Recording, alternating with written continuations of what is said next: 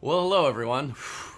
Little running a little late tonight, but welcome back to Fair Life with Andrew McKee on Life's a Fair. Wow, yes, it was interesting. Where we have some crazy thunderstorms going on in the area right now, and the power flickered for a second. And right when I was about to start, I realized it had messed with the audio. My audio setup and it disconnected, so I had to reset it. Such is life. I think yes, I should have set that up on my UPS as well, and in the future, it will be set up. But you live, you learn. Hey everybody. So hey, Damaris and Jan and Susan and Drew and Gwendolyn and Kurt and Helly and Tim and Sarit. Yes, hello. Uh, and Alicia joining us with Life's Affair. Yes, yes. That is that. Yeah. This is just thunderstorm stuff, so I'm not going to give ERCOT in Texas that much grief, at least not over this. But you're right. You're right. And oh, hey, Kat, great to see you too. Woohoo! And Jan hasn't reached Round Rock yet, so yeah, that's Round Rock being just north of Austin. So little trivia there. But yeah, it is coming through. So wait for it. You never know; it might be one of those isolated ones, but it's pretty strong. And it was just a quick flicker. Other stuff didn't even get affected, but I noticed it was just enough to disconnect it. Sometimes it happens. It happens. Right, right. I know. It's tough. There's a lot of droughts going on, but you get the rain when you can, and it's going to be dry for the next few weeks here. But for the today and tomorrow, we're actually going to get a little rain. So yay, yay. So excellent. And Alani, hey, great to see you. So I guess everybody here, please share the stream if you can, if you have a chance. I'd always appreciate it, and it really helps out the channel. So if you're on Facebook, share that stream, and if you're on YouTube, subscribe. Always good. Okay. Well, it has been another interesting week for me. We're hitting that. It's almost like a halfway point in the summer. I know it sounds weird, but with Ren fairs, there's like this halfway point where these you get a decent number of fairs in May, and then in the June you kind of get some new ones that pop up, some carry on from May, and then they all just start going away, and we're starting to hit a slower time with fairs in the middle of July. Traditionally one of the warmer times of the year all around the country. So yeah, I think that probably plays a part with it. Some fairs are going on that have been going on for several weeks, but not many fairs going on this weekend. Personally, I think they just didn't want to compete with July the 4th. Just throwing it out.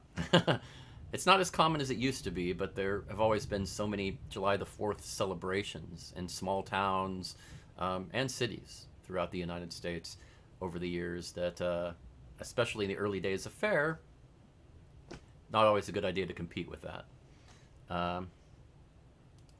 And Kathy Evans is on YouTube, says you can't see the chat on Facebook. There, I can't help you. If you refresh, maybe that will take care of that. But that's one of the reasons why I split the stream. I know I do that horrible thing you're not supposed to do on Ghostbusters, but yes, I split that stream to both so that people have an option. And generally, the video on YouTube is a little better. You get higher resolution video on YouTube. Facebook tends to have more people in chat, so more social. And I know some people, they'll get on the chat on Facebook, but on YouTube, they'll watch the video on their TVs or something on YouTube. So kind of interesting. But I like to have options. And you're right, I kind of think it is a tough holiday to compete with.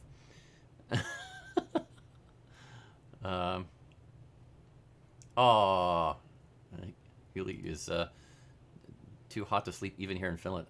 It's just for the odd view I think of the average American has of Finland. I think it's hard to imagine Finland is ever hot. I think we just have this view of this snow-covered tundra when we think of Finland. I know it's ridiculous, but it's just, I think it's just conditioning.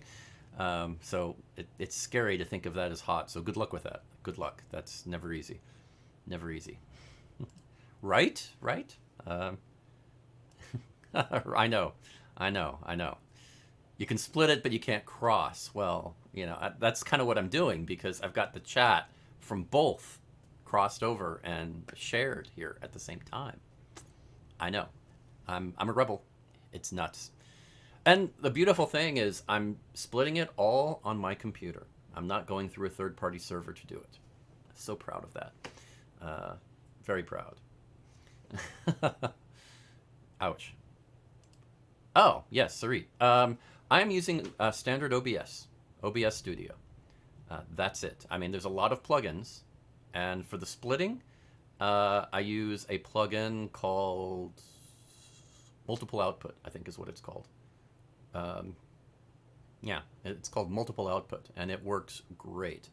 You have to configure it a little bit, but if you have a dedicated video card, you can do multiple encodes at the same time and send them out. As long as you have the bandwidth to, internet-wise, to send them out at the same time, I could do 3, 4, 5 different services at the same time. And I've been open to it. If something else comes up that I think would be a good addition, I've looked at Twitch, but, you get to a point on Twitch where you're not even supposed to, they don't want you to live stream to other services. So that's always held me back. But anyway, that's what I use. All OBS. Everything is OBS, and it's the trick is just configuring it all.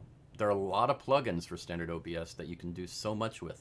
It just takes a little work to install it and set it up. But once you do, it's great. Even the bringing up the comments like this is a script plugin for OBS. Not bad, right? So I'm very happy about it. I'm very happy about it. And Janine, yeah, that's another thing with Facebook and YouTube. Sometimes you get better quality from one or the other, especially in the early days of the pandemic a couple of years ago. There was a lot more instability with the different services, and especially Facebook. Facebook had some instability problems. They fixed it pretty quick, but there were some issues here and there early on, and having YouTube as a secondary service was a godsend. Now, of course, back then I set up my own split server with Nginx to do the splitting, but now I use another plugin. Oh, fair enough. Fair enough. Yes, there's a lot of cool stuff with OBS on how to do it. I mean, the trick is really what computer you have.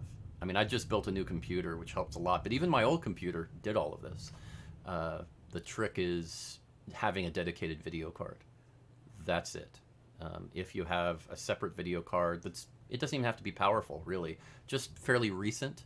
The low end, the latest NVIDIA video cards, the lowest end will do it for you. It's not a problem. Ah.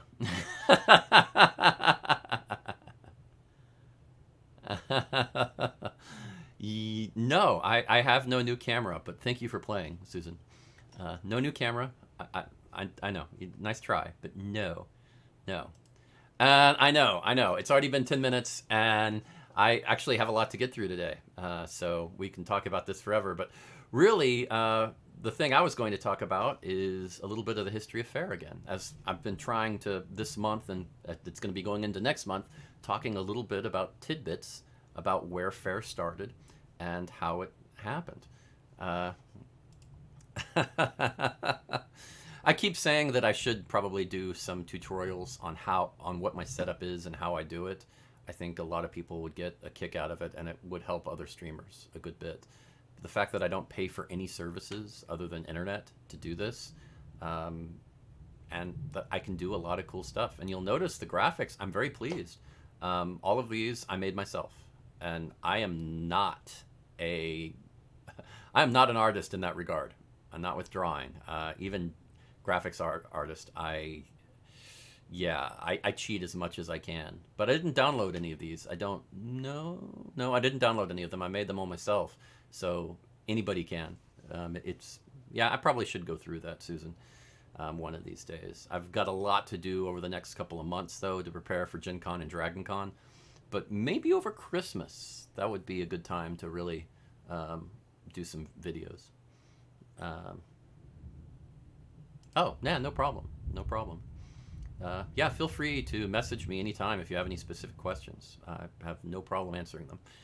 So, yes. So, fairs. I've been talking about that a little bit over the last few um, uh, last few episodes, and I want to talk a little bit about the history. Now, fairs have been going on for, well, thousands of years. The traditional market fair, where in a city or village you have different people selling their goods, and they have whatever they make or import or whatever. And it's been a thing for a long time. Now, the word fair, which I found interesting, probably comes from the Latin feria, Feria, which means rest, holiday, leisure, or holy day. And that's probably more how it evolved into the concept of fair, because back in those early days, those fairs were normally tightly integrated with the religious centers of their time. The early days were centered around temples in great cities such as Nineveh, Athens, of course, Rome, and Mecca. Now, little side note for all of those history Ren Fair movie watching nerds, Nineveh is a good trivia question for the question that brave Sir Robin was given when he tried to cross the Bridge of Death in Monty Python and the Holy Grail. What's the capital of Assyria? There you go. It's Nineveh. Now you've got a little bit of that's your knowledge for the day. You're welcome.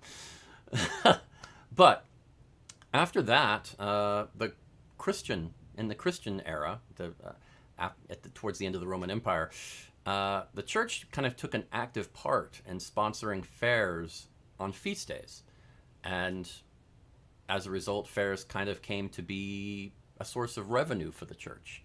And this is important because this blending of religion and commerce in medieval times is very important into understanding not only the politics but the economics of the day. So yeah, it's becoming a huge revenue for the church, so it continued and grew. And as the church and that influence moved all across Europe, then so did the concept of the fair. Now, anybody who's worked at a fair knows that when you kind of do different fairs, you kind of get used to doing them over time, and you get used to that periodic nature of it. You do, for instance, this fair every year in March, or this fair every year in December, or you do something kind of monthly. You do a monthly event in the area where you live, where you go out to a fair and sell your wares or play your music or whatever every month on the last Thursday of each month or something like that. You'll get those.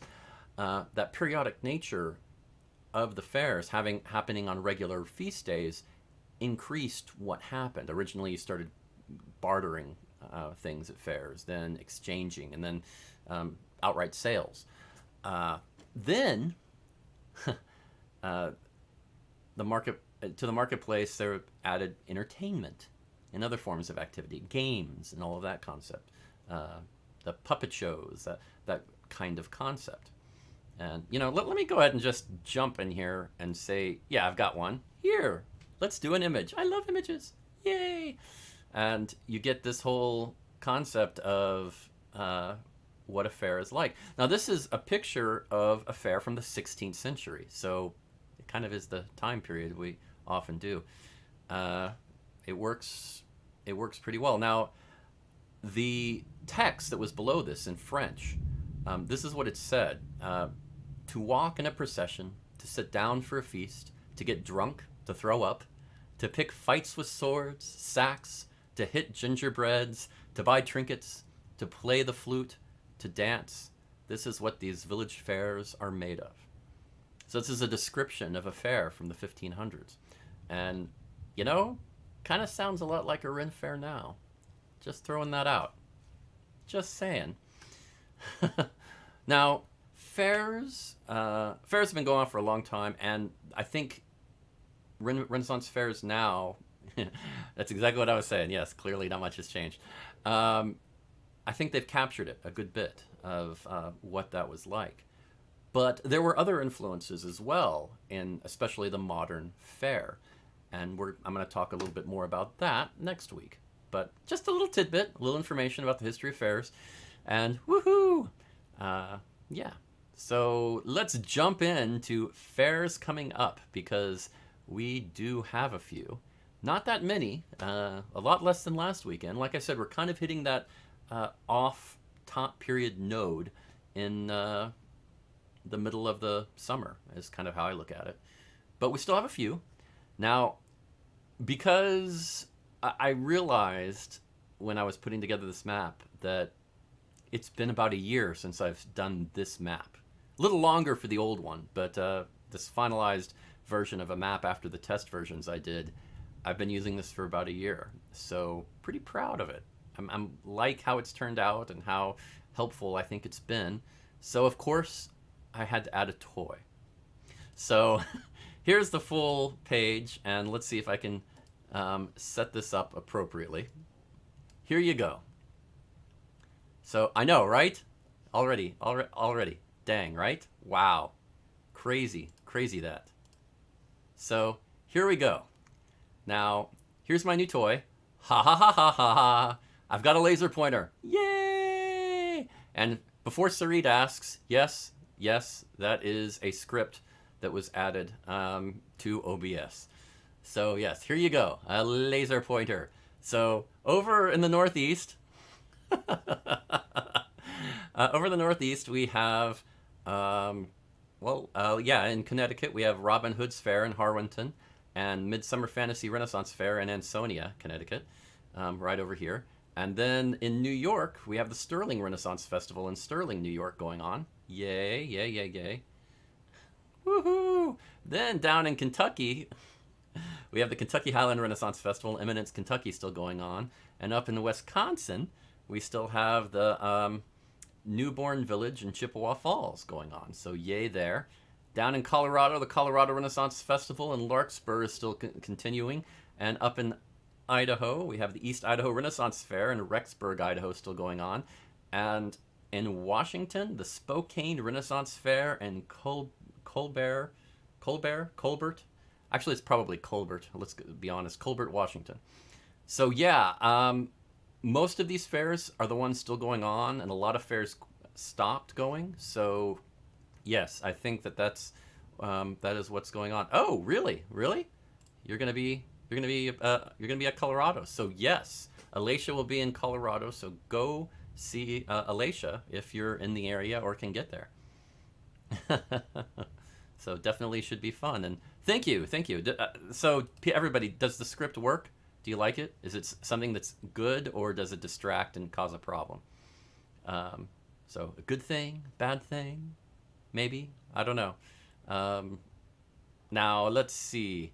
As far as where the heat is, I can tell you that another thing about the red dot that I can do is the section in between here is, ooh, look what I can do. Oh yeah, right here. And yeah, right over here. Woohoo! I can actually draw on this like a whiteboard. It's not just a laser pointer. I know. And so right along here is where the heat is going to be over the next couple of weeks. So yes, something to look out for.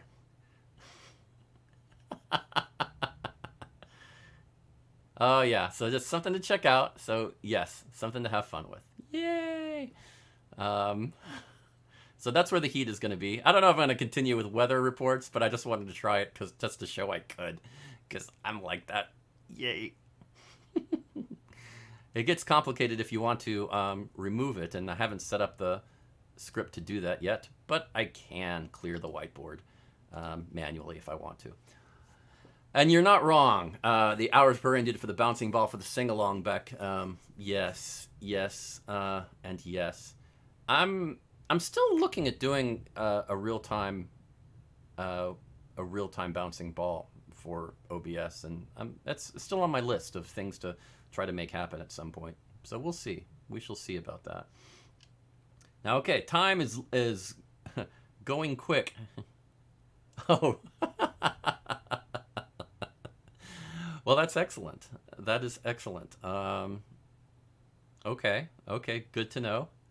Good to know. I appreciate that. I will keep that in mind. Okay.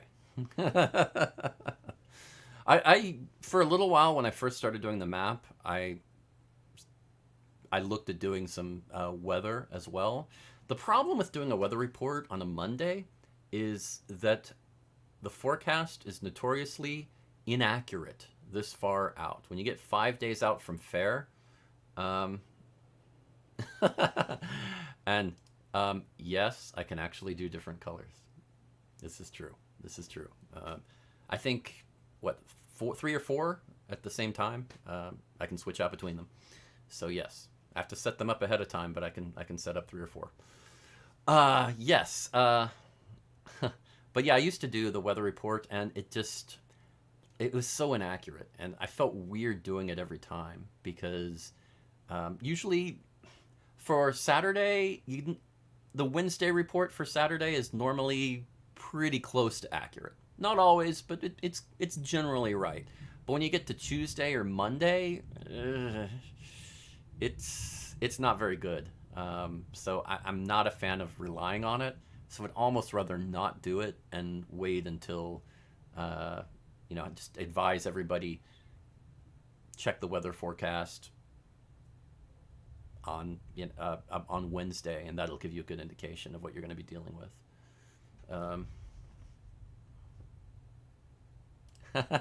Fair life and fair weather. I like that. I like that.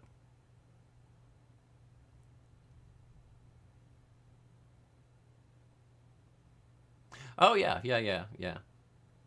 Um, yeah, the whole I've been trying to use different icons for the different types of fairs, like the Viking Fest, a fairy festival. But when you get regular fairs close to each other, it's kind of tough. But when they're that close, I mean, you kind of can drive in the area and just follow the GPS to pick the right one. Um,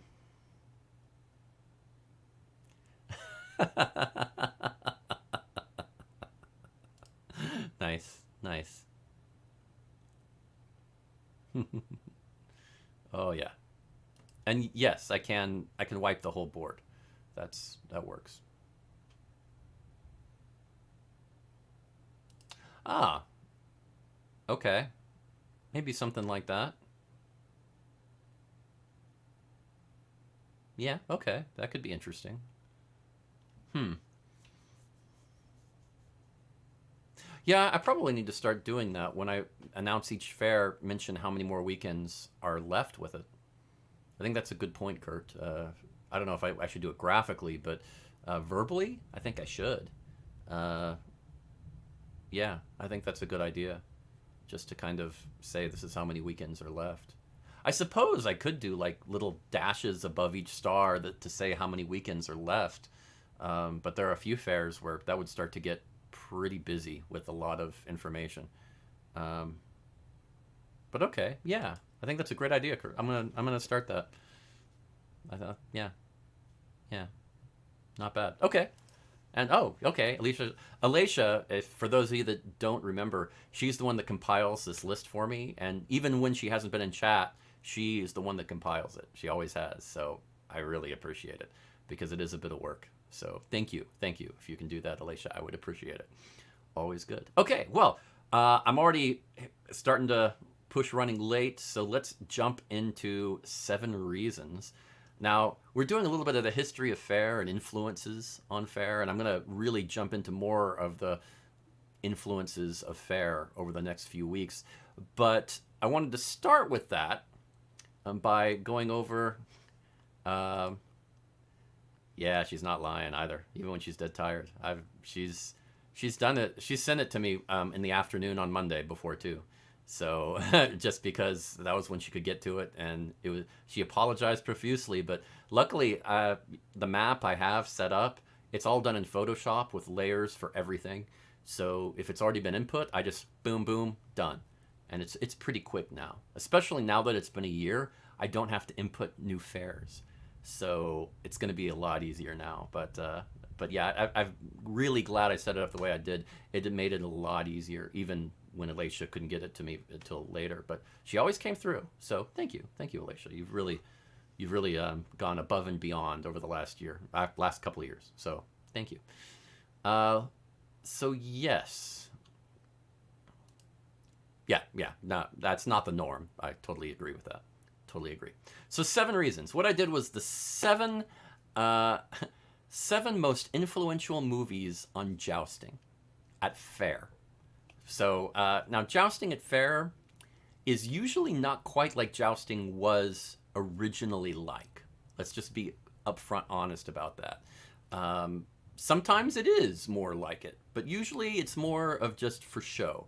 It's not a sport or a competition exactly, it's an act. They're out there to perform for you. There are a few troops that do actually compete and try to see who can best each other in different horse riding abilities. She did, she's not lying. And you're right, that is true. So it's understandable. I'm not going to go into. And Susan's already getting her influences. But yes, it is. There. Go ahead and start compiling the list that you think in your mind, and of course, Knight's Tale is on it. But I wanted to throw out the ones I thought were the most influential jousting movies, and where you've probably seen at least a tidbit of something from that movie at some point in the history of Ren Fair. Maybe not today, but it might have influenced something way back in the 60s or 70s when jousting kind of started up at Fair and has since. So here we go. Number 7. And this one I think is probably not a surprise for most people. Excalibur from 1981. Now, Excalibur was directed by John Boorman, and it is based on the 15th century Middle English prose by Sir Thomas Malory, Le Morte d'Arthur. And it is, and I know I'm probably pronouncing the French wrong. I'm not good with French. Yeah, I'm not even going to say it, Janine. That's too obvious a joke.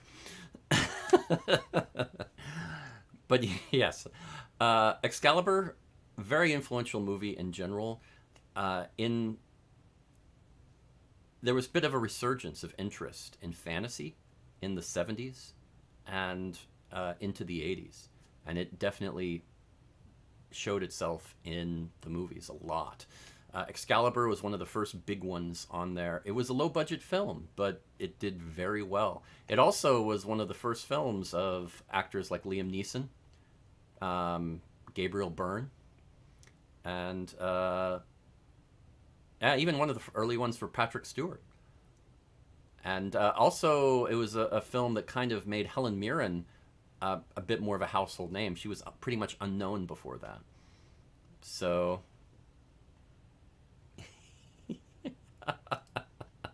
oh gosh. So yes, if you really want to see a young Liam Neeson or Gabriel Byrne or Patrick Stewart or Helen Mirren, it's a good movie to watch. And there are several jousting parts in it, just like in the King Arthur stories, and they are quite interesting. It was a big step away from what the traditional stereotype of how knights dressed and how ladies and maids and all of that dressed back in the time. It was a huge departure from the stereotype, and it was very popular because it was a very powerful story. Uh, so let's see. Then number 6, Camelot. Now, I know, a musical. And believe it or not, there are 3 musicals on this list. It surprised me too. I wasn't expecting it. But Camelot is an interesting film. I mean, it's based on the 1960 stage musical of the same name by Lerner and Loewe. And it was a success. Richard Harris and Vanessa Redgrave. And the music is very good. And the jousting was very different at a time when, like I said, there was that stereotype of everything was very colorful and polished and everything at a joust. They did a very earthy look to it, very unpolished, very rough wood, not sanded or anything. And it was a very different type of concept. And I think that really helped view... Don't worry, Susan. I already said it was on the list. Okay? I did. It's on the list. Don't worry. We'll get there. Oh. So I think it definitely had an interesting influence in the 60s, back at the time when Ren fairs were just starting. And I think that kind of brought it out of, you don't have to have it look all colorful with pageantry and everybody's wearing tights. I mean, you can kind of go a different route, make it more earthy. And, you know, like the late 60s kind of were, I think it really showed that side and kind of tried to bash that stereotype. Number 5, and here we're kind of going to one of the main movies that created that stereotype. Knights of the Round Table from 1953. Directed by Richard Thorpe and starring Robert Taylor and Ava Gardner.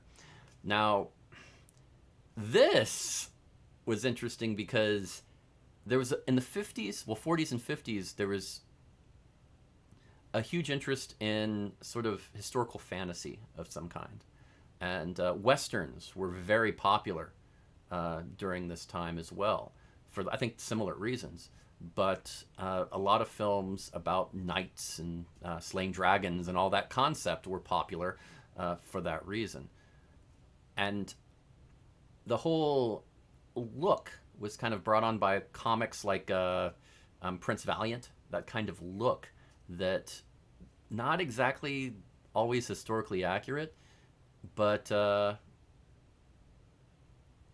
yeah. Yeah, it's really, it really created that whole, well, I guess you could say that the 50 years of Halloween costumes where knights looked a certain way and damsels in distress had the pointy hat, this movie, it has a lot to answer for that. Let's put it that way. You know, if you're talking about Monty Python, the Holy Grail, believe it or not, there's not jousting in the Holy Grail. There's really not. There's fighting, and there's people riding around on horses, horse-like things with coconuts, but there's actually no jousting. None. It's kind of, I mean, there's one picture of somebody that was run through by a lance, but that's all. No jousting. So maybe it certainly was a very influential movie, but no. Yeah, it was not the one. So I thought about it. I tried, but I couldn't justify it. Number 5, a classic. It was a classic. Number 4 is A Connecticut Yankee in King Arthur's Court from 1949. Now, it's based on the Mark Twain book of the same name, A Connecticut Yankee in King Arthur's Court from 1889, which has the distinction of being one of the first books concerning time travel. So, yeah. Gosh, now everybody's like putting pressure on me. I don't know what that is, but yeah. Wow. So, yes, Connecticut Yankee in King Arthur's Court. Now, there have been several versions of the film over the years, and for, I guess, most notable would probably be movies like the 1931 Will Rogers version, one of the first talkies, and all the way up to like the 90s Disney version, A Kid in King Arthur's Court. It's the trope of somebody hitting their head and going back in time is that's the book is where it came from. That's where that stemmed from, and it's been exploited in television shows, movies, so many places. I mean, Singing in the Rain used it, all of this different stuff. So yeah, Mark Twain, quite an original, and it has been used many times. It's a musical, believe it or not, starring Bing Crosby and Rhonda Fleming, and it did not do well. Out of all the movies on the list, this was the one bomb on here. It did really well its first couple of weekends. Well, I mean, I guess it did okay its first weekend, but it just never really made it. Bing Crosby is a big name, and people went to see it. Didn't get good reviews. So, you've seen it, yes. The story, of course, being about a guy who hits his head and goes back in time to Arthurian times, a blacksmith, actually, and who uses his knowledge to pass himself off as a wizard. And shenanigans ensue. So, yes. um, no peeking. Come on. Let me get to it. Number three. Another one that these are all kind of, I joined all these together because this late 40s, early 50s, all of this stereotype, this kind of all goes together with, oh, I just hit that, sorry. Ivanhoe from 1952. Now, it was same director and producer and same lead actor as Knights of the Round Table. In fact, they just filmed them back to back and used some of the same locations. Kind of got a 2-for-1 deal on some things. So, yeah. But it is notable in that there's a lot of jousting in there, and it's very well done. Certainly the stereotype of the colorful tents and the colorful outfits by the knights and everything. But Robert Taylor and a fairly young Elizabeth Taylor, just after starting to become known as an adult actress and not a child actress. A couple of years prior, she sort of started to be an adult actress, I think, A Place in the Sun. But in Ivanhoe, she was Rebecca and didn't like the role. But she also stole the show a bit and did a very good job. And the movie did very well. They wanted her back for Knights of the Round Table, and she wouldn't do it. She didn't like the roles, the damsel in distress role. But she did a very good job, and it made Ivanhoe a bit of a classic. So when you start looking at these different jousting movies, Ivanhoe and Knights of the Round Table definitely give the stereotype. A Connecticut Yankee gives the humor, where he defeats other jousters by using a lasso. Classic. And then, speaking of comedy, okay, that's a good point. I think everybody got that. Oh, yes. And Busy Doing Nothing was from the Connecticut Yankee. Probably the only good song from there. It was a musical, and it did not do very well. I think part of it was the music was not very good, except for Busy Doing Nothing. That was one of the rare good moments in there musically. So, yes. Yeah, it really is. I do love that song. Number two is, of course, you know what it is. It's The Court Jester from 1955, the Danny Kaye classic. It bombed at the box office really hard. Actually, this is the worst one out of all of them. That's true.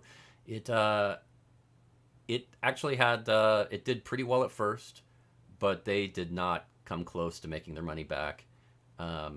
It was the most expensive comedy at the time when it came out, $4 million. But the thing about this is, soon after, it became a classic on television, and everybody loved it. So much so, it's considered one of the best comedies of all time. So I think the problem was that since it was kind of billed as a musical, it just, I don't think people got it back then. But it had such great bits, such as, let's see, the pellet with the poisons and the vessel with the pestle, the chalice with the palace is the brew that is true. And oh, they broke the chalice from the palace and replaced it with a flagon with the figure of a dragon. I mean, wonderful bits like that are hilarious, and it just worked without being a musical. And the music from that is honestly not that good from the Court Jester. There are a few songs, a couple songs that are pretty good, are good, but funny. But it's more the physical comedy and the comedy of Danny Kaye that make the songs, not the songs themselves. And that's the difference. So yeah, Court Jester, a classic. As far as how the jousting went, well, the comedy here was that the lightning strikes his armor, and it becomes magnetic. I know, a ridiculous premise, but done very effectively and comedically on the on the jousting field. Uh, and that's true. That is true. Especially when you get to the Russian composers for Danny Kaye, a really classic. Okay, now number one. Everyone knew it was coming, so this is not a shock. Should not surprise anyone. A Knight's Tale from 2001. So, classic. You're not wrong, Drew. You're not wrong. But it was comedy, so you can get away with almost anything. So yes, A Knight's Tale from 2001. It came out in May of 2001, and I remember this very well because why? I remember seeing it while I was at a Ren Fair. I was at the Castle Muskogee Fair in 2001 and went off to see that on a Friday night before the fair. And that was, oh, I know. There were a few that I think did influence. There were definitely some others that didn't quite make the cut. And the problem was that they just weren't mainstream enough. I don't think a lot of people saw them. And that was the problem. So, yes, A Knight's Tale, the difference... Yeah, it was in Muskogee. And honestly, it was 2001, so it actually wasn't that bad. So I think it's a lot worse now. But back then, it was just mildly wet. Now it's sticky. So yes, those were the old days. God, can you believe that was 21 years ago? Wow. Anyway, very, very, very influential. I mean, the weekend after that came out, I was seeing people in the watching jousting, doing the clapping with a,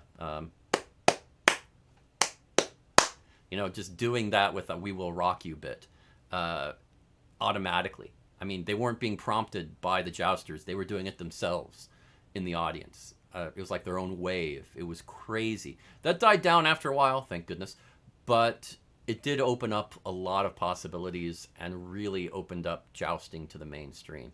And I totally agree, Drew. Everyone should see Night Riders. It's just not many people had, so I really have. So I think that's why I look at it as being not as influential historically. Oh, right, yeah. Oh, I'm sure, Janine, that a lot of them are available. Excalibur and Camelot will definitely be available. A Connecticut Yankee and Court Jester and Ivanhoe should be available. Knights of the Round Table probably too. All of these are considered, these are all really mainstream films that are very popular. And that's why I tended to put them there. There are certainly a few indie films, less known films, fringe films that had jousting in them, and some of them were pretty good. But it was just it was a tough call as to how influential they were, because I don't think many people saw them. Right? You're not wrong. I think it's one of those things where you just kind of say, oh, that's so cute. The interesting thing about Knight's Tale is because it really was designed to be a vehicle for like Heath Ledger and Shannon Sossamon, and they, Heath Ledger, of course, went on to fame before his death. Shannon Sossamon, not so much. But really, it was like actors like Paul Bettany and Alan Tudyk, who really were unknown for the most part before that.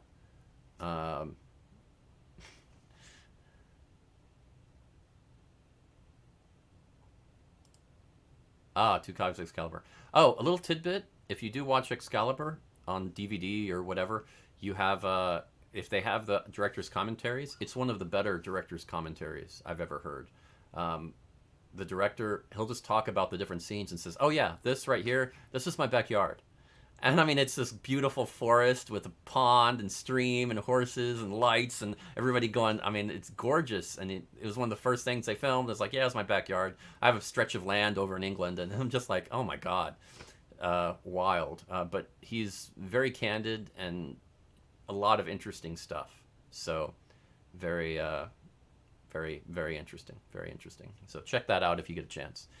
Um, right, right. Also true. Also true. Um, and yeah, Paul Bettany, not really known before Knight's Tale. So wild, right? Laura Frazier was known a little bit. Mark Addy, I mean, he got higher billing than Heath Ledger, Mark Addy, and Shannon Sussman got billing over all the others. Wild, right? Um, oh, interesting, interesting. I did not know that. Excellent. Well, anyway, these are my 7 films I think that were the biggest influence of jousting. And the older ones, like Connecticut Yankee, Knights of the Round Table, Ivanhoe, and to an extent the Court Jester, all sort of presented that stereotype of maids with pointy hats and flowing robes and um, then or flowing dresses, I should say, and knights that decked in their shiny armor that has many different colors on it, and a big feather in their in their helmet and plumed, and yeah, it is crazy. It is crazy. Uh, but they were very influential, and I think when jousting kind of started, there was a tough call. Do you go that way, or do you go more like the Camelot version um, of it being a little more earthy and rough? Excalibur did that a good bit too. Um, so yeah, I mean, it was. I've seen both ways, and I don't think there's a wrong route. Uh, yeah. I'm sorry. This was just fun. I mean, movies. You know me. I love movies. So yes, do check out these movies if you haven't. A lot of fun. Great stuff. Um, Always a good time. And yeah, I think. Whew. I'm glad you like the laser pointer, and I'll keep that around and keep adding stuff as time goes on. I think the lighting, I'm starting to get the hang of that, and um, have some more stuff behind me over here. So working on that and getting everything set up how I like it. So thanks again for joining me and having a good time on a Monday night, which I know can be a challenge, but always sometimes the best things are the uphill challenge after you get there, because it is so rewarding to have fun when it's not easy. So have a great week, because, well, let's just be honest. We all deserve it, because one thing we all deserve is a fair life. So have a good one. Take care, and I'll see you next week. Enjoy.